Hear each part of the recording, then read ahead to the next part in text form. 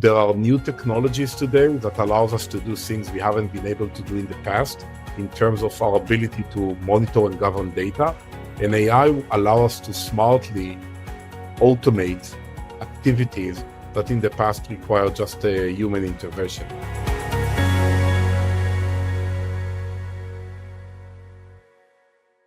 I'm happy to be joining you again today for another episode of the Modern CPA Success Show. I'm Tom Waddleton. I'm one of the virtual CFOs at Anders Virtual CFO. I'm co-hosting today along with Adam Hale, and Adam leads our virtual CFO practice. Adam, welcome. Hey, Tom. We have a guest today, Ahikam Kaufman. Ahikam is the co-founder and CEO of SafeBooks AI. So they're revolutionizing financial data governance with AI-driven solutions. He's got over 20 years worth of experience, including leadership at major firms like Intuit and also guiding startup firms. So we're really looking forward to a conversation about how tech is transforming finance. Ahikam, welcome. Hey, Tom and Adam, thank you for having me this morning. Looking forward for our conversation. As we are. So I'm really interested, what led you to the decision to start SafeBooks AI after doing so many different things during your career? Right. So I grew up in the office of the CFO, and what I realized is while there's a lot of focus on the operational layer, on the reporting layer, I think we all rely on data in our daily work, whether it's even a small business or a large company. The challenge with when you start to become like a mid-sized business or a large company, then you have a lot of disparate systems in the office of the CFO, and the ability to monitor the data across the systems, especially where every single transaction would typically be processed by multiple systems, becomes a challenge. Why do you need to monitor the transaction? You want to be able to monitor them for data integrity, to make sure the data is okay. You want to monitor them for control purposes, and you want to be able to monitor them for documentation purposes because that's part of your close process. And it's really, really tough. So I'd like to think there's like a gap between the need of us as accountants to sign off on the data and our ability to do that with a complex data environment. And that's what we're aiming to solve. That's great. And I heard a lot of mention of AI. As you know, it's hard to go to any conference or read anything that talks about AI things. What I like, it's different. I'm looking forward to this conversation, is most of it is efficiency and how AI can reduce the people involved in work, all sorts of things like that. I hear very little about financial data governance. So I'm curious, that focus area that you have, because that's not what usually people are talking about with AI. Totally. Actually, if you Google financial data governance, we're likely going to be the first unsponsored result. Although Gartner declared that financial data and analytics governance is the top priority for CFOs in 2025. It's the number one priority. And the reason is when you run a finance organization in a company, because you have complex processes, a lot of people, you need to develop like a control muscle. So it's not just about transacting or doing your job. It's also being able to reconcile the data, to find mistakes. So you need to have like control and governance across that. And I'd like to think that, until now, I think you guys had a session in your podcast a few weeks ago about Excel, right? 30 years after, I think a lot of the processes in the office of the CFO have changed dramatically. And people still rely on Excel to augment the gap between their ability to consolidate data or look at data from different systems, different processes, and just the lack of technology to do so. So the easiest platform is you put everything on Excel that's easily manipulated, and you can automate all kind of things, but it's not repetitive, it's not scalable. And I'd like to think with AI, we can achieve a couple of things. There are new technologies today that allows us to do things we haven't been able to do in the past in terms of our ability to monitor and govern data. And AI allows us to smartly automate activities that in the past required just a human intervention. So I'd like to think if we would look today on many of the tasks in the office of the CFO, you can automate them with agentic AI, right? Meaning smart AI that looks at the issue and decide the course of action. We have to augment it, right? We can't You can't let it hallucinate because it's still the office of the CFO. This is why I'd like to think that's the risk in AI that we're trying to mitigate. But I think AI allows us to look at data in a different way, complex data problems, and also be able to automate repetitive activities that people in the office of the CFO for many, many years had to do until today manually or using spreadsheets and all of that. So a lot of the work hasn't really materially changed. And I'd like to think now we have a good chance to automate it, make people feel better about the data, make them focus on more strategic tasks as opposed to repetitive, specific, maybe more complex, boring tasks, and do more with less. Oh, let me ask you this. I was actually just having this debate this morning because we're looking at deploying some AI tools, what we're hoping to be AI tools. Right now, it still feels very much like a buzzword. Feels like a little bit of advanced automation, which, as you know, automation's not, AI. But in fact, I heard, to quote one AI person, automation is AI's dumb cousin. And I was like, oh, that makes more sense. I actually like that.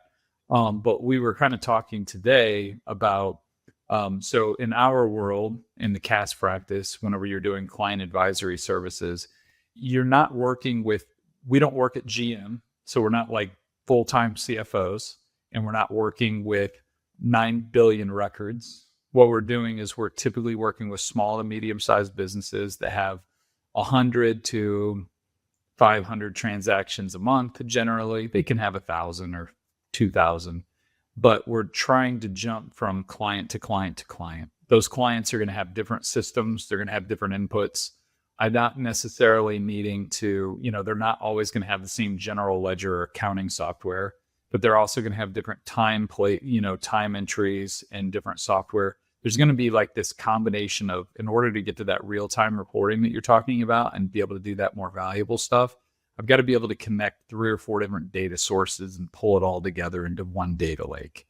Whenever it comes to automation, one of the biggest challenges is that in order for automation to even remotely work, everything has to be completely standardized. My only problem with that is now I work with 35 clients, and they all have a different combination of GLs and time tracking and CRM and all these other kind of things, where we become super inefficient whenever we're picking up clients and we're working from a fractional CFO perspective. Is like, if I have to spend days and weeks and months and have a programmer standardize all their data in order to get the reports, that becomes less and less efficient. My understanding was like true AI agent learning is that we can start getting away from the need for all the standardization, and we can basically just like kind of dump the information into this gigantic data lake, and that the AI agent has the ability to standardize or pull the information and learn and do those kind of things. Is that true, or are we still in a place where we have to do heavy standardization in order to get this reporting to work out? Oh, Tom, I think your question is very complex. It's a really good question, and I'll try to break it into a few pieces and divide and conquer, because otherwise it's a complex question. So first, you made a comment about whether AI is a buzzword or not, and I fully subscribe to that. What I would tell you is the following, right? And we have to kind of control the buzz around this. And just to give you an example, if that's okay. If I'm a programmer and I write a piece of code and I'd like to test that code, right? Because most likely OpenAI have seen at least half of the entire code in the entire world, then the OpenAI ability to respond to my query about the quality of the code or whether I have bugs is pretty good, right? And that's like the stage AI is now. It can help you with tasks. Maybe it's like a dog, you throw a stick at a dog and he brings it back to you. So very structured tasks, whether they're on structured data or unstructured data, but it's not scalable and automatable, right? So you can give him tasks. It's more like a knowledge base, a human-based knowledge base. It's maybe like how we viewed Google 25 years ago when it was first exposed, right? All of a sudden, with your fingertips, you can access all the data in the world, right? So now you can ask a system question and ask it to compare a set of data you provided it with versus all the data in the world they've seen, right? So that's a very structured process. I think that's where we are right now. Our job is to take these capabilities and tailor them and augment them into a structured process that can actually work. So, for example, if we can build capabilities around document processing or understanding or whatever, so if I can take AI to view an unstructured piece of data like a document, pull out data which is relevant to me as a product maker, whether it's like invoice data or billing data or whatever, and I can control the outcome. I can verify that it correctly pulled the date, the amount, the right. So that can really work really well. However, again, it requires training and customization. I'd like to think you brought up another point where even if you have like an AI-powered solution, it's not a one-size-fits-all. And I think that's like part of the problem we're tackling now.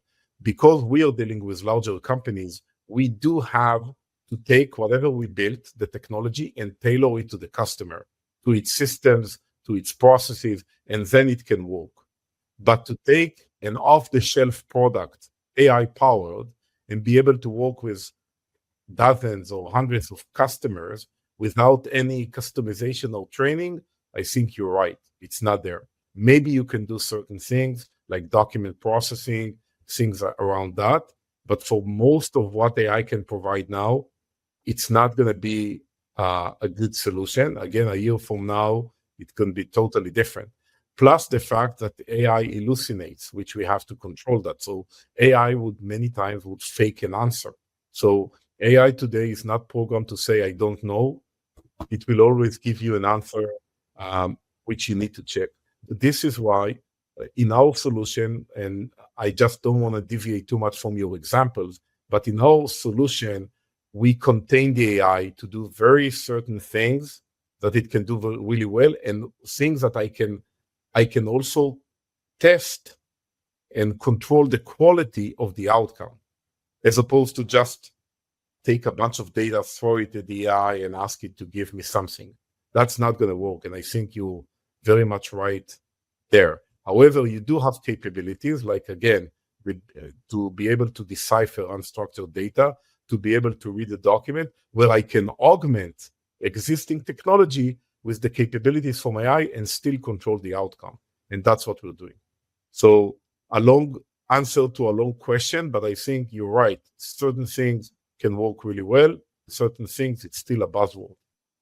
Yeah. I mean, that's kind of where we are. I think there's a lot of AI out there right now that's reading transaction data. They're helping with bank reconciliations, credit card reconciliations. They seem to have that down pretty good, that task, and that seems to be pretty universal. They can bring the data down and do those. But I think where, in our profession anyway, where you could really save a lot of time and effort and energy is if you could automate the month-end close.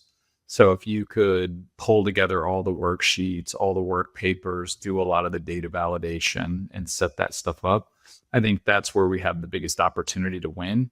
And trying to work with numerous AI providers to, kind of come up with that solution. But again, the problem for us is that the data is unstructured.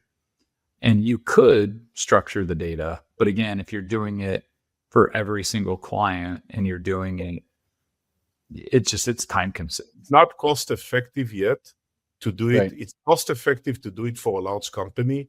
It's not cost effective to do it, and it doesn't work out of the box. So because it's not a self-serve, and that's exactly, I think, where you are right now. I agree. I do think that, for example, maybe tax questions, tax advice, sophisticated search. There are multiple things that AI can do very well today, right? On sophisticated search, right? Because when you go to Google, it gives you a bunch of links, right? Right now, we have Gemini, but in AI, you can ask the question and you can ask it again. It's a very unstructured process, but it can be like, I don't know, maybe a tax expert or whatever.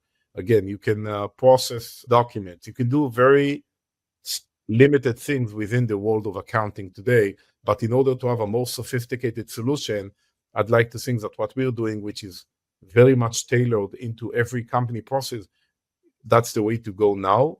And I agree, it's not cost effective yet for small businesses.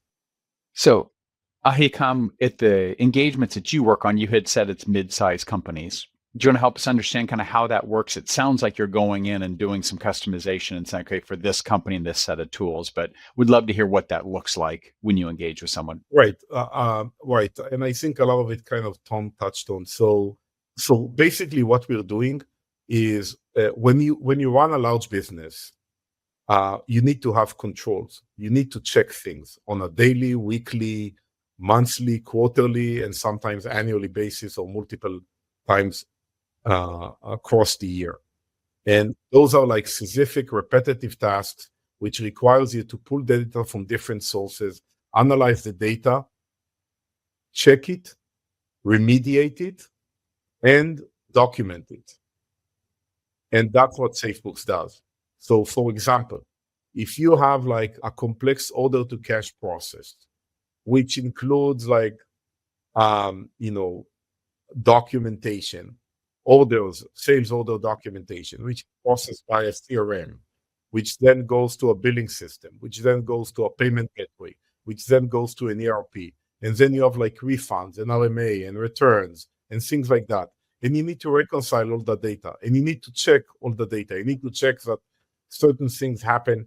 We can automate all of that in a structured environment, which is like a given customer, right? The data can be unstructured, but it's a structured environment. We can do it like as a one size fits all.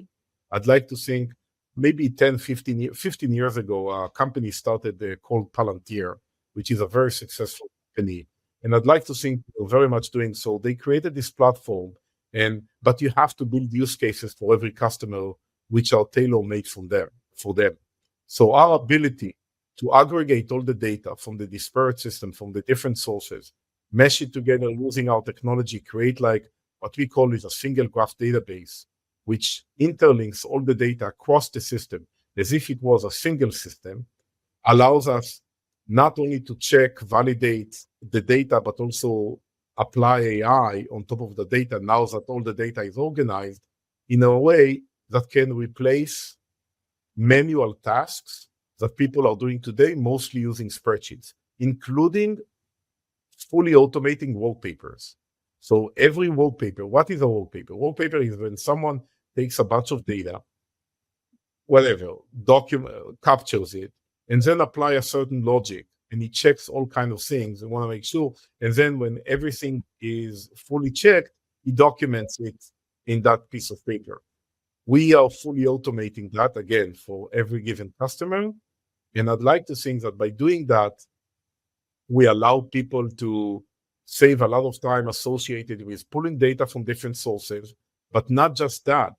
We allow people to, first of all, remediate issues in real time. Because in order to remediate, you have to know what the problem is. To know what the problem is, you have to do all these processes, which takes you a lot of time. All of a sudden, it's now prepared by the machine.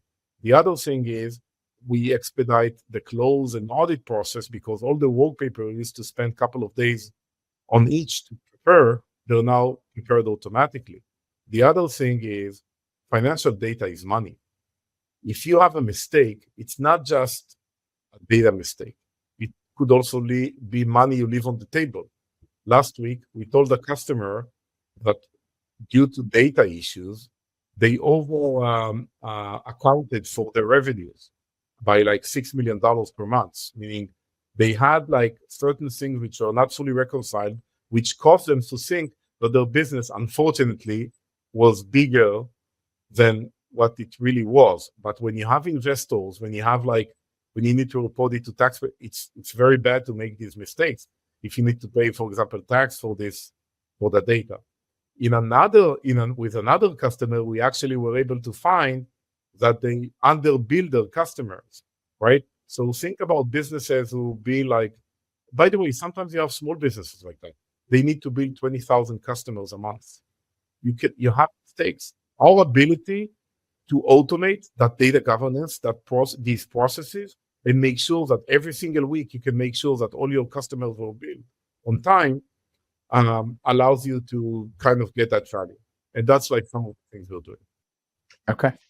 I'm curious, in the example where you said that they weren't billing the customers, you said we found. What did that look like? The tool itself was coming and saying, hey, here's something I noticed, or you guys noticed and passed that along to the customer? How did that play out? That's a great question. So think about a company that transacts through multiple platforms. Again, it's not the case, but I'll give you an example maybe in your clientele. Think about that you have a customer or a client that operates through, let's say, Shopify or other marketplaces, right?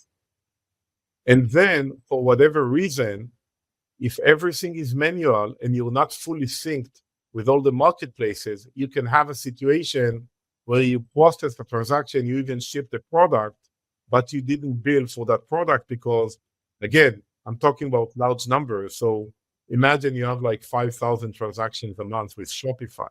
So in our case, we have a customer who transacts through a marketplace. And because everything is manual, people were not really agile enough to follow up on all the transactions that were processed through the marketplace. It's a software business, so you don't actually ship anything physically, but you have to bill, and the customer get the value. So the customer got the value, but they didn't bill. So we actually found that they underbilled their customers for like $2 million for the last 2 consecutive months as a result. The way the experience looks like is, imagine when we pull the data from the marketplaces, from your ERP, from your billing system, from your payment gateway, we create processes, or we create like agentic AI-powered controls that checks all of them. And the way you consume it is through the applications that we provide, also wallpaper. So if you produce that wallpaper that is responsible, that wallpaper is responsible for reconciling all your business, then we would flag in red these transactions where we can't identify the bill, the invoice. Or sometimes we can't identify a credit memo. It could also be, the opposite case is also relevant, but we couldn't identify the billing. And then they investigate that because it's their own data. It's easy for them to investigate. And they found out that they don't have, for whatever reason, the invoice was not processed in the ERP. Okay.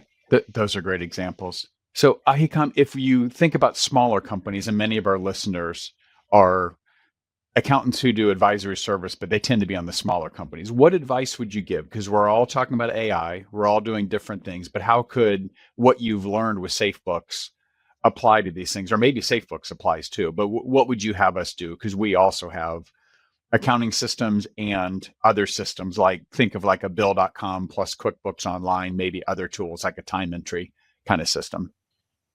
Yeah, definitely. I'll say the following. First of all, whatever could be automated should be automated. So automation, and I always, a good friend sent me a few months ago this caricature of like people trying to move something really heavy, like thousands of years ago, using a car with a squared wheel, and someone is standing on the side and selling a rounded wheel, and they say, we don't have time for this. So most likely, most of us would say we don't have time to invest in automation. But I think to carve out time to invest in automation of like document processing, like invoices, even if your job is only cut by a half, which means like you find a platform which extracts all the relevant data, you need to approve it. But instead of just doing it yourself, you just confirm it and it cuts half of the time. So I think investing in automation, like you guys mentioned, on reconciliation, on document processing is essential to make your margins better, to make you less error prone, and all of that. I'd like to think the other thing, even if you're a small business, invest in controls, right? The analogy I use, with people that are not always coming from the industry. All of us, I think, apply discretion where we swipe our credit card. But I think a fraction of us actually sit down at the end of the month, read the statement, and either, like they used to do in the old times, reconcile the checkbook or just see that the statement doesn't have any. That's controls. Every business should have controls. And our ability to be able to apply even the minimum amount of control, even for a small business, whether it's around, like, again, checking the bank reconciliation, checking inventory items against what was sold, what was not sold, reconciling inventory, things like that, I think it's important. I don't think it will be automated anytime soon for a small business, but being able to develop that control arm, not just the transactional arm, and be able to say, okay, where my risk is in my operation. And again, I had small businesses before. Where is my risk? And what kind of process I can apply, even like on a small spreadsheet, that could make sure that I didn't miss anything, I think it's essential. Yeah, no, that makes a lot of sense. And then so, is there anything out there like fintech or AI trend that you're watching really closely that you think that firm owners should pay more attention to? Hopefully, the whole trend around open banking, which we dealt with a lot at Intuit, and Intuit obviously caters to your world better than I am, is really, really important to be able to get all the bank data. We're now dealing with a very large bank, and it's really complex to get the data for one of our customers. So I think they're being able to share data from third parties, whether it's like your Bill.com platform. It can help a lot when you're trying to automate. If one of your businesses grows a little bit, being able to pull data from Bill.com, being able to pull data from your bank, and maybe create processes that will reconcile things automatically, I think it's important. That's like a trend we're tracking right now. When you select a system, make sure that they have like a positive approach for open data, right? So if you select a system for your customer, whether it's a Bill.com or a Navan or whatever, just make sure that their data is extractable, is accessible. So in the future, 6-12 months from now, you have another system that can plug into these systems to help you automate another action. That vendor you selected offers that access to data. And because today, a lot of the time, some of the challenges are every system, even like the big ERPs, they're solely focused on being able to push the envelope, move the transaction from point A to point B. But they less invest in like, how do you can make sure that transaction across other systems resonates. The inability today of companies to apply controls across systems, not in a single system, is because each system, it's like a walled garden to some extent. So being able to choose vendors that allows you access to their data so you can in the future interact with that data automatically is important. Yeah, no, I agree. I think one of the challenges that we see with that is, at least like even in our service agreements, is clients more and more are asking, okay, what are you connecting to and how are you using the data? And then, from us, just making sure that we're also securing that data is kind of a huge thing there. Any tips or tricks there for things that we should be aware of and consider from a security standpoint? I would say the following. First, all of our data is in the cloud. I'm pretty sure that even most of your clients, when you pull the data, Sure, their data is already in the cloud, but it's just stored by whether it's QuickBooks Online or Sage or whatever, all these solutions. I think you need to have, because a lot of the work you do is with staff members, I'd like to assume, I think you really need to have to develop like a security program, which includes the following, and I'm not a security expert, right? Try to minimize the exchange of data over like non-secure platforms, email included, if possible. Try to make sure you have a storage place for every firm. Like you can use Google Cloud or whatever, but try to use don't store customer clients' data on like hard drives or things like that. Try to put it on a secured cloud environment. because those are secured and they're like, they replicate the data and all of that. And try to also have like a training for your staff members. The importance of training, which we also do internally in the company, is to just see the mindset of security. Don't click. If you, God forbid, you have customer data on your laptop and you click on a suspicious link, you can expose all of that data imminently, right? Having the mindset of what to do and not to do for a secured environment with your staff members is also important. So we can never overestimate the importance of refreshing those rules of engagement and what to do and not to do in order to secure your clients' data. Try to save, to the extent possible, as less private data as possible, like, social security numbers, payroll data, that requires a special scrutiny also. Maybe limit the amount of people that deal with it, and so on. Yeah. I'm going to go back for just a second. When you talked about having the systems you choose, make sure they have open data. If many of the CPAs are not terribly technical, what kind of things would they look for to see if it does have open data? Are these things like we have API connections and things like that, or is it something different that you're... API connections, unfortunately, and I don't want to name names, but unfortunately, we're dealing now with two large companies who selected a payment vendor, and in two separate cases, the payment vendor, which is, again, two different companies, two different payment vendors, they don't offer access to their data. So now the large company would like to automate some controls, and the office is closed. We can't access the data. So I'd like to think that even if you do a simple... Today, by the way, you don't need to do a Google search. You ask OpenAI, right? Here is an example of using AI. You go to OpenAI, you say, I'm an accountant who supports a small business owner who would like to purchase this system. I want to make sure we would have access to the data through an API if needed. And you name the name, and whether you use Perplexity or OpenAI, it will give you the answer. So you don't need to be an expert. You can trust the AI or OpenAI or Perplexity for that. What's your thought about the AI tools that are happening within software? Like Intuit has its own AI and Bill.com has AI, things like that. Most of the examples that you've been given have been saying, okay, let's look across systems. I'd love to hear a little bit more about whether you think they're good, and then I guess the limitations of AI within a tool. I actually think, as I mentioned before, that use of structured AI within a system should work really, really well.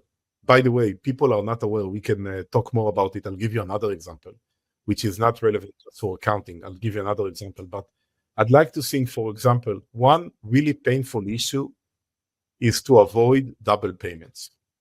Okay? And we create a lot of controls for large companies to avoid double payments because you have segregation of duties and you have a lot of chefs in the kitchen in a large company. But I think for a small business, even when I was involved in small businesses, people can make mistakes. So the ability to use AI to identify misreconciliation or double payments or things like that, I think in products like Intuit or Bill is essential, meaning to help you avoid mistakes.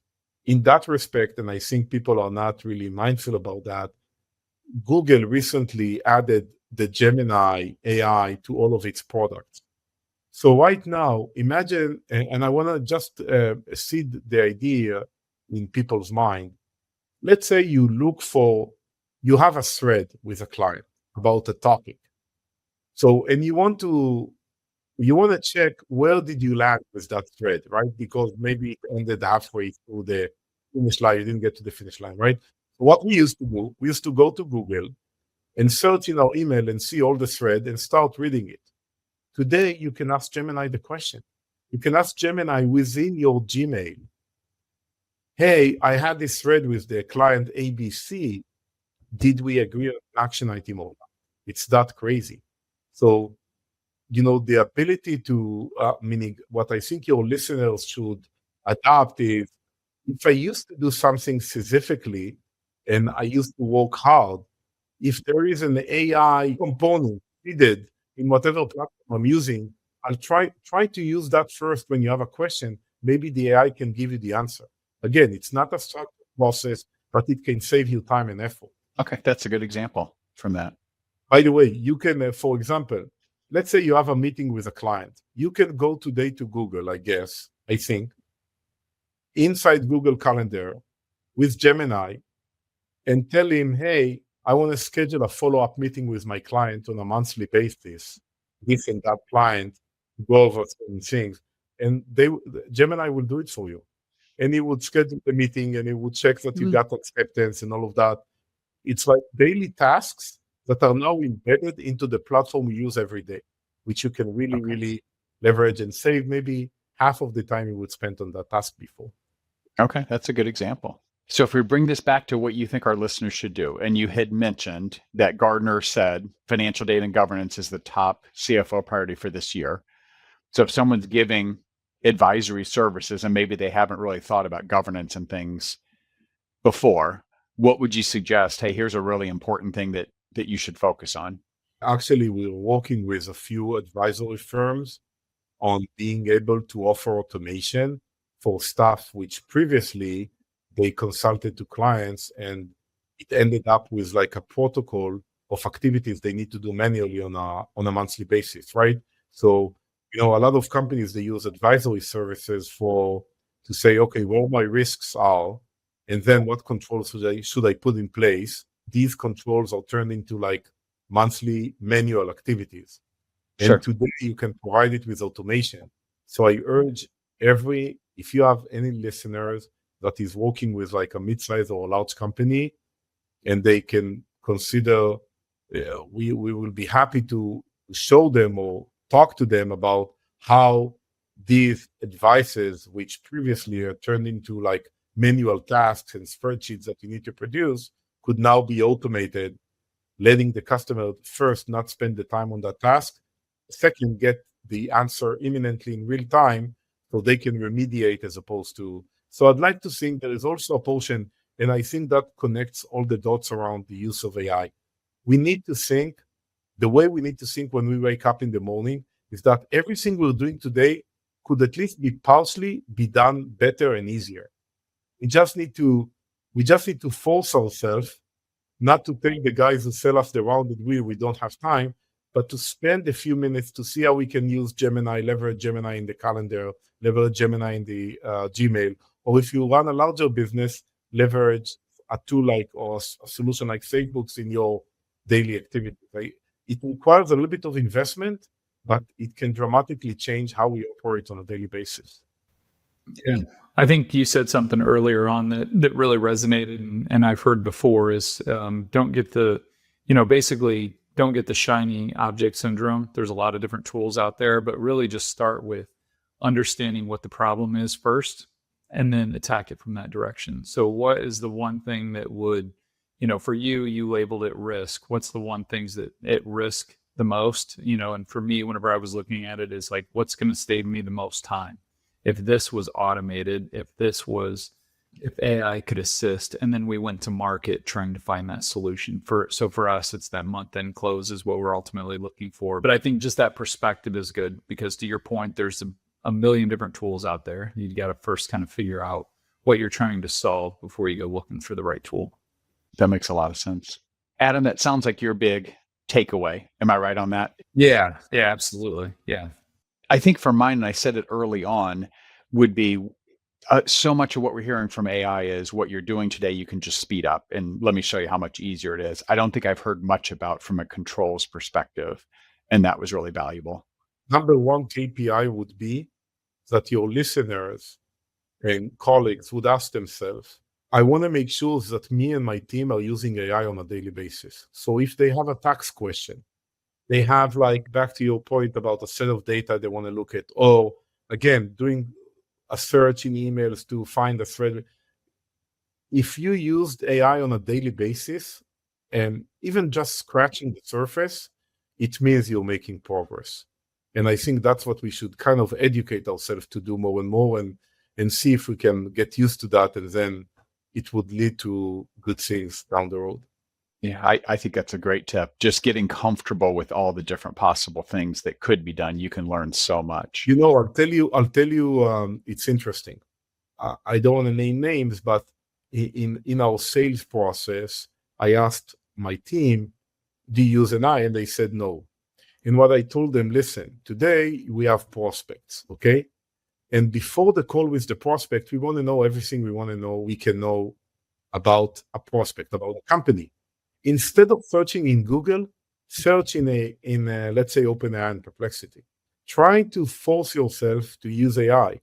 It's easier because once you do that, and once they did that, they said, wow, that's great, because they just give him the answer. It's like an admin that did a small investigation online and gave you all there is to know about that company, right? Especially if it's a public company, but even private company. So just force yourself, train yourself to use it instead of like the normal channels and like Google and others. It will save you time, and it will seed this a sense of automation that can lead to good things down the road. I think that's an excellent tip. It's probably a great place for us to close. Yeah, great. Ahikam, this has really been helpful. Thank you. I kind of opened up some different ways of thinking about things, and love the SafeBooks product and the thoughts you put into that, but also even for people who work with smaller companies, just the concepts that can flow through. So really appreciate you coming on and teaching our audience.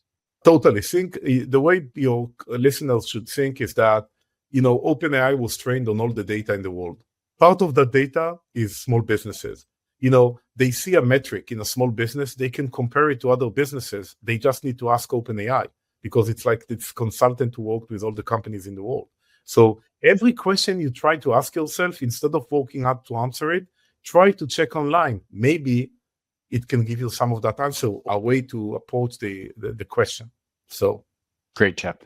Great. Thank you very much. Thank you, Tom. Thank you, Adam. It's been great.